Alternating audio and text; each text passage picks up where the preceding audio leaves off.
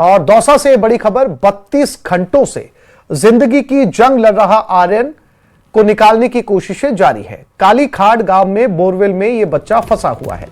Rescue operation में NDRF की team जुटी हुई है। खुदाई में जुटी पाइलिंग मशीन। आर्यन के हाथ पर एक एल नुमा हुक फंसाया गया है। 30 से ज्यादा जेसीबी से इसकी खुदाई की जा रही है। 32 घंटे बीत गए हैं, लेकिन एनडीआरएफ को अभी तक कामयाबी नहीं मिली है। ना ही बोरवेल से बच्चे को अब तक निकाला जा सका है, ना ही इतनी सारी जेसीबी मशीन लगाने का कोई फायदा अब तक हुआ है।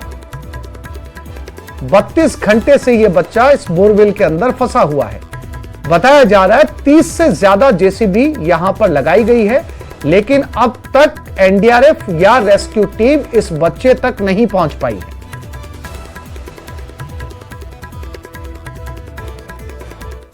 केंद्रीय सड़क और परिवहन मंत्री नितिन गडकरी जयपुर में इन्वेस्टमेंट समिट में पहुंचे थे। समिट को संबोधित करते हुए गडकरी ने सभी राज्यों के ट्रांसपोर्ट डिपार्टमेंट पर तंज कसा और कहा कि इनकी बैंड बजी हुई है। मैंने अभी टीवी पर एक लाइन चलते हुए देखी कि जयपुर में कहीं एक बस में 50 सवारी बिना टिकट के पकड़ी गई।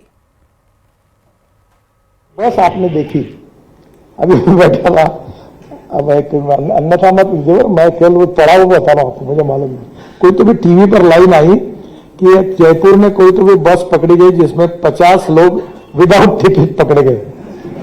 तो मैं भी ट्रांसपोर्ट मेरे पास है, तो वैसे आपके यहाँ की स्थिति मालूम नहीं, पर बाकी राज्यों में जो राज्य सरकार का ट्रांसपोर्ट है उसकी एक बहुत बड़ी विशेषता है। विशेषता यह है कि हॉर्न छोड़कर सब बचता है उस बस में। और कुछ जगह तो तब पर भी बैठते लोग, तो वो इन्हें एसी वगैरह लगाने की वजह खुली हवा का आनंद लेते हैं। बीकानेर मूल के आईएएस संजय मल्होत्रा 11 दिसंबर से आरबीआई गवर्नर का अपना कार्यकाल शुरू करने जा रहे हैं, जिससे बीकानेर के बाशिंदे खुशी से फूले नहीं समा रहे। इस रिपोर्ट में देखिए।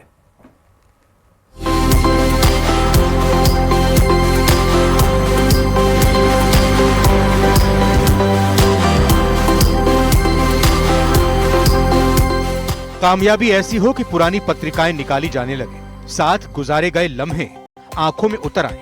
तस्वीरें आरबीआई के नए गवर्नर संजय मल्होत्रा के मामा की हैं। संजय के मामा कहते हैं कि उनका भांजा शुरू से ही बहुत ही मेहनती और मेधावी था।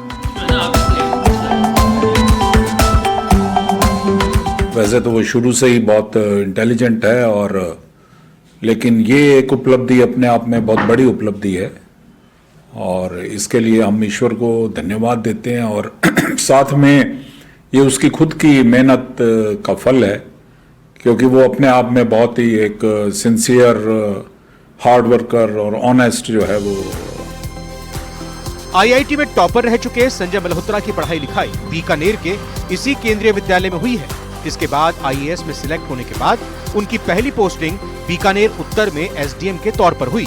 स्कूल में उनके सीनियर अखिलेश प्रताप सिंह कहते हैं कि देश की अर्थव्यवस्था की गहरी समझ उसे विशेषज्ञ बनाती है। चर्चा है कि भारतीय रिजर्व बैंक का गवर्नर बनने के पीछे उनकी वित्त और आर्थिक मामलों की विशेषज्ञता रही है। आर्थिक नीतियों का वैसे ही हमने संजय को विशेषज्ञ के रूप में देखा। लंबे समय से वो रेवेन्यू सेक्रेटरी के रूप में कार्य करते थे, और केंद्र सरकार के जितने भी पिछले 3 या 4 वर्षों के बजट है, बहुत ही विश्वास के साथ उसमें उनका बनाने में पूरा सहयोग रहा। और उनके मैंने इंटरव्यूज भी कई बार देखे, बड़े बड़े लेख भी देखे, तो बहुत ही आर्थिक विषय को लेकर बहुत बड़े जानकार थे।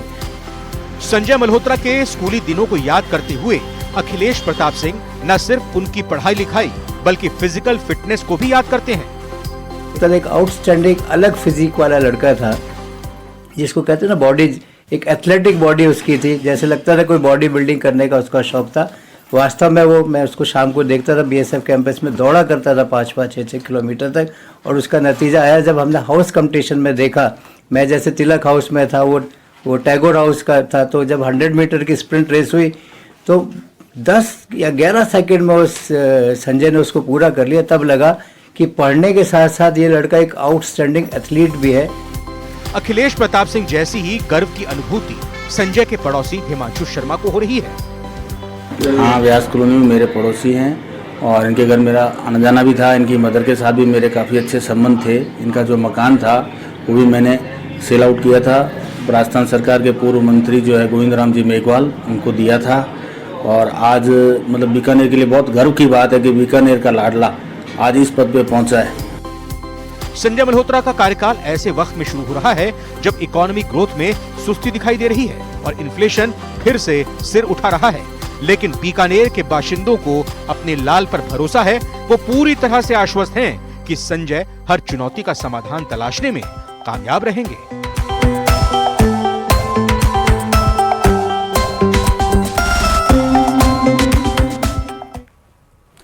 ऊर्जा मंत्री हीरालाल नागर का 7 दिसंबर का एक वीडियो जमकर वायरल हो रहा है। आखिर ऐसा क्या कह दिया ऊर्जा मंत्री ने जिस पर कांग्रेस कटाक्ष कर रही है?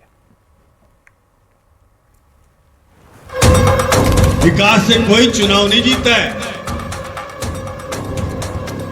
ये बहुत गलतफहमी है कि हमने विकास कर दिया और उन गांव में जाइए मत पक्की से चुनाव आ रहा। वीडियो भले ही 3 दिन पुराना हो, लेकिन जीत का गणित सार्वदेशिक और सार्वकालिक है। बात की अहमियत इसलिए भी बढ़ जाती है क्योंकि गुरुजी की भूमिका में स्वयं सूबे के ऊर्जा मंत्री। और आप विकास मत करो, लेकिन गांव में सतत संपर्क करते रहो, वहां से मिलता रहो, जुलता रहो, आ रही जे बीमारी जे बातचीत करता रहो, हाय राम राम करता रहो, भैया 100% जीतेगा। ये लिए चुनाव में जो ये अप्रिकेट नहीं हो न हो तो इससे ही हो जाओ, खाई न हो रहे उससे ये करके देख लियो। 7 दिसंबर को कोटा के सिमलिया में बीजेपी कार्यकर्ताओं को प्रदेश के ऊर्जा मंत्री ने जो आर्ष वाक्य सुनाया, उसकी गूंज कम होने का नाम नहीं ले रही। कांग्रेस जीत के इस मंत्र पर अपने ही अंदाज में मजे ले रही है। भारतीय जनता पार्टी के शासन में जनता बिजली पानी जैसी मूलभूत सुविधाओं के लिए तरसती रही और मंत्री जी का जब यह वक्तव्य आता है तो निश्चित रूप से यह वक्तव्य खेदजनक भी है और इसका विरोध होना भी आवश्यक है।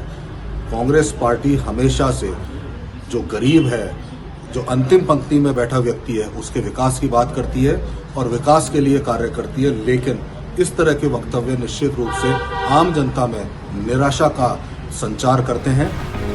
अब तक हम और आप यही जानते रहे हैं कि चुनावी समर में जीत के लिए काम जरूरी है और विकास से ही जीत की इबारत लिखी जाती है।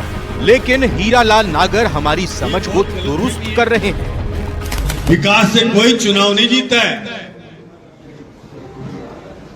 ये बहुत गलतफहमी है कि हमने विकास कर दिया और उन गांव में जाइए मत पक्की से चुनाव आ रहा। कहीं ऐसा तो नहीं कि नागर की बात ही गलत तरीके से समझी जा रही हो, क्योंकि देश का चुनावी इतिहास बताता है कि नेता क्षेत्र और जाति के नाम पर वोट मांगते हैं और हासिल भी करते हैं।